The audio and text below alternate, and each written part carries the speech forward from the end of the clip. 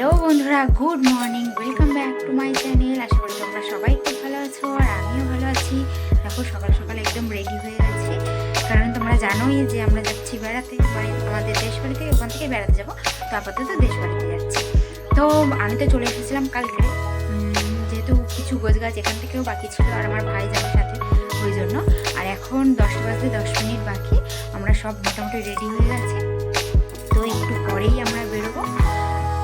বিয়ের পর যাচ্ছি এই সেকেন্ডবার। প্রথমবার বাবা মার সাথে গেছিলাম আমি, সাহেববাবু, আর এবারে পলাশ যাচ্ছে। সত্যি কথা বলতে একটু মানে এক্সাইটেড তো লাগছে, কিন্তু তার সাথে ভয়টা বেশি লাগছে, কারণ প্রথম মানে বাবা মাকে ছেড়ে এত দূর যাচ্ছি, তাও আবার এই প্রথমবারই মানে দেশ বাড়িতে যাচ্ছি বাবা মাকে ছেড়ে। এটা কষ্ট হচ্ছে মনের মধ্যে। সে যাই হোক, বাইরে যাচ্ছি যখন আনন্দ ফুর্তি করেই সময়টা কাটিয়ে দিতে চাই। তো দেখা যাক, চলো। তো আমরা সবাই রেডি হয়ে গেছি দেখো, আর আমাদের বেরোনোর সময় হয়ে গেছে, আমরা বেরিয়ে গেছি। দেখো অটো করে যাচ্ছি এখন বারুইপুর স্টেশন। আসলে আমরা বারুইপুর দিয়েই বেশি যাতায়াত করি, মানে যেখানেই যাই বারুইপুর দিয়ে যাই, কারণ মানে ক্যানিং লাইনটা অতটা পছন্দ নয়। আর মানে ট্রেনটার না প্রচণ্ড ভিড় থাকে, একটাই লাইন থাকে, তো যার জন্য। তো চলো, আমরা বারুইপুর স্টেশনে চলে এসেছি, ট্রেনেও উঠে গেছি দেখো।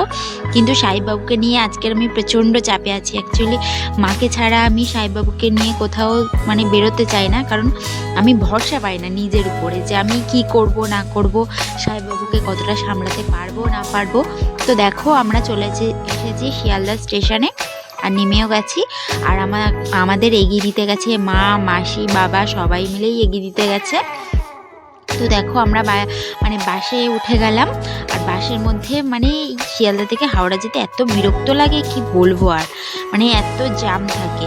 তো দেখো দাঁড়িয়েই আছি জ্যামের মধ্যে, কতক্ষণ দাঁড়াতে হবে জানি না, মনে হয় আধ ঘন্টায় এই জ্যামেই চলে যাবে।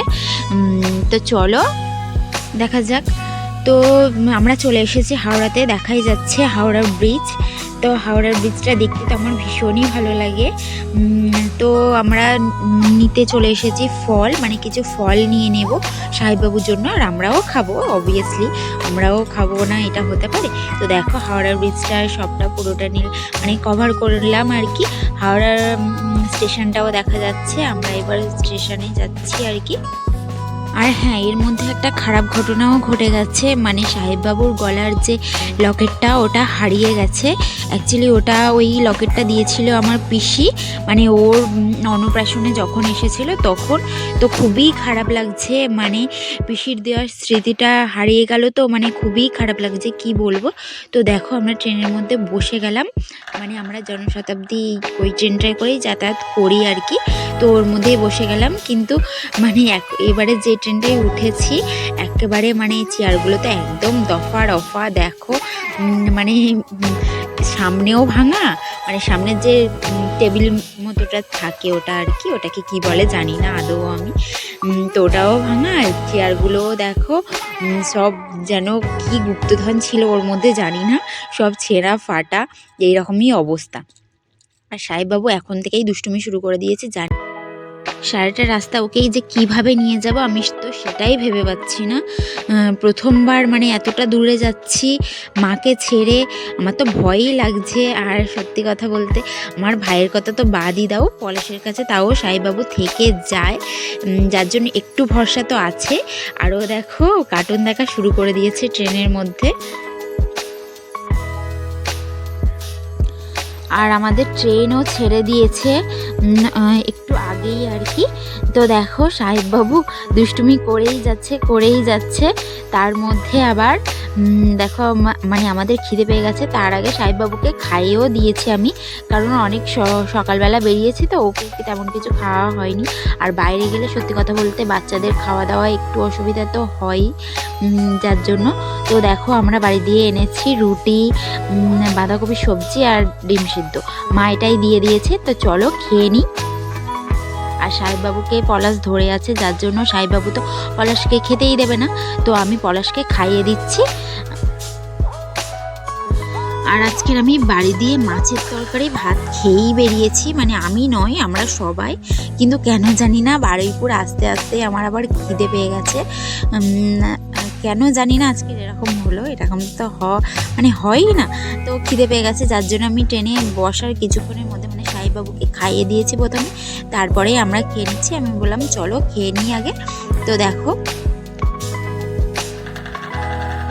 আর সাহেববাবুর ওই লকেটটা তো হারিয়ে গেছে, প্রচণ্ডভাবে চিন্তা হচ্ছিল, মানে চিন্তাটা কম, কিন্তু মানে খারাপ লাগাটা বেশি লাগছিল যে আজকের এই দিনটা বেরোলাম, আজকের এই এরকম হতে হলো, বা একজনের দেওয়া জিনিস এরকম আশীর্বাদ স্বরূপ না, বড়রা যেটাই দেয় যতটুকুই দেয় আশীর্বাদ হিসাবেই তো দেয়, তো সেটা যদি হারিয়ে যায় কতটা খারাপ লাগে।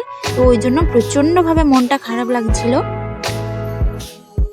তো আসার সময় এনেছিলাম মানে কমলা লেবু, বেদানা, আর এই হলো পেয়ারা। তো আমরা খাওয়া দাওয়ার পরে ভাবলাম পেয়ারা, মানে বাইরে এলে শুধু মনে হয় যে খাই আর খাই। তো খাওয়া দাওয়ার পর্ব শুরু হয়েছে, এখন কখন যে শেষ হবে তার কোনো ঠিক ঠিকানা নেই। আর সাহেববাবুও আমাদের সাথে তাল মেলানো শুরু করে দিয়েছে। আর এইদিকে দুর্গাপুর মানে হাওড়া স্টেশন ছাড়ার কিছুটা এসেই বৃষ্টি শুরু হয়ে গেছে। আগের বারে এসেছিলাম যেরকম অবস্থা, এইবারেও সেই একই অবস্থা, মানে বৃষ্টি আর বৃষ্টি শুরু হয়েই গেছে। জানি না, এই ওয়েদারটা তো একদমই ভালো লাগে না। ভাবলাম যে কলকাতাতে এইরকম হচ্ছে, বিহারের দিকে গিয়ে বাঁচবো, অন্তত একটু রোদ দেবে, যতই ঠান্ডা পড়ুক একটু রোদ না দেখলে, রোদের মুখ না দেখলে হয়। তো এখানেও এই অবস্থা শুরু হয়ে গেছে আর কি। আর সাহেববাবু তার মধ্যে ঘুমিয়েও পড়েছে।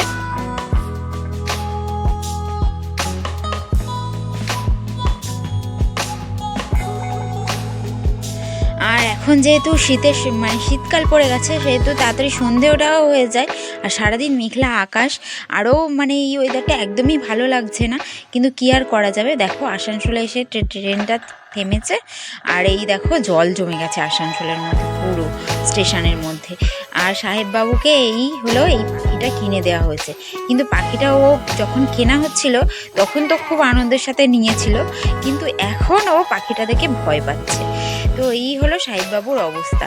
আর দেখো ট্রেনের মধ্যেও মানে ঝামেলা করা শুরু করে দিয়েছে রীতিমতো, কিন্তু আগেরবারে যখন এসেছিলাম তার থেকে অনেক অনেক ভালো, কারণ আগেরবারেও অনেকটা ছোট ছিল আর গরম ছিল, তো যার জন্য আরও হয়তো বেশি ঝামেলা করছিল। তো এখন ওকে তাও ভুলিয়ে ভালিয়ে রাখা যাচ্ছে, আর ওই কার্টুন দেখছে, যার জন্য ও এমনি থেকে যাচ্ছে। একটু মাঝে সাঝে একটু ঝামেলা করছে, কিন্তু সেটা সামলানো যায়। তো দেখো পাখিটা ও হাতে করে একদমই নিচ্ছেই না।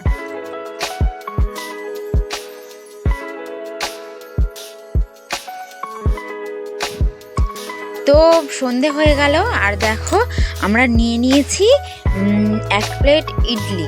তো এই 1 প্লেটই আমি বললাম 1 প্লেটই নে ওইটার মধ্যে। আর আমরা তো খেয়ে নিয়েছি, দুপুরে লাঞ্চটা মানে ভারী করে হয়ে গেছে, যার জন্য বললাম এই যে 1 প্লেট নে, ওটাকেই খা। আর তোমরা শুনলেও হাসবে, এই ফার্স্ট টাইম আমি ইডলি ট্রাই করলাম আর কি। তো দেখা যাক কীরকম লাগে। তবে বেশি যে খারাপ লেগেছে সেটাও বলবো না, তবে বাড়ি তৈরির জিনিস একটা আলাদা টেস্ট, এটাই বাড়ি তৈরি করে মানে খেলে খুবই ভালো লাগবে জানি। তবে অতটা খারাপ ছিল না। আর আমার ভাই একটুখানি খেয়েই বলছে আমাকে আর ভালো লাগছে না, তুই খা। আমি কিন্তু নিতেই বারণ করেছিলাম, কারণ আমি এইসব বাইরের জিনিস অতটা খেতে পছন্দ করি না, কিন্তু যেহেতু নিয়ে ফেলেছে, আর আমি আবার এইসব মানে অপচয় করতে খুবই অপছন্দ করি, যার জন্য ইচ্ছে না হলেও খেয়ে নিচ্ছি মোটামুটি। তো চলো খেয়ে নেওয়া যাক।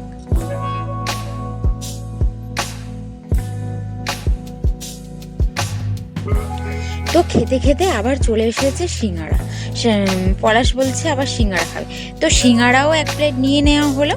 এই সিঙ্গাড়াটাও মানে মিলে ঝুলে খাওয়া হবে।